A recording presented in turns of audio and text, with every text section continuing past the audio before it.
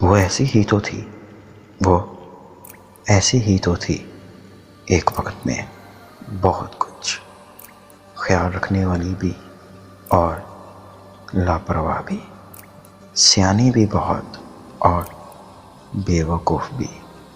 کبھی چھوٹی چھوٹی سی بات پر آنکھیں بھر لاتی اور کبھی کسی نقصان پر بھی محض کندھے اچکا دیتی۔